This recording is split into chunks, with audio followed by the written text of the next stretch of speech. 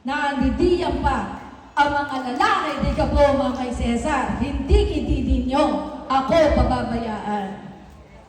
Wali po, hindi ko po papakahabaan bayan ng Taysan.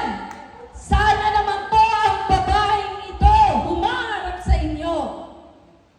Sana inyong pag-aralan, inyong tingnan, at inyo din po isa-puso.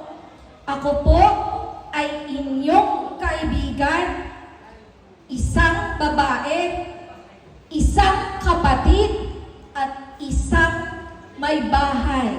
Katulad ninyo, mahal ko ang pamilya ko, mahal ko ang bayan ng Taysan. Maraming salamat po.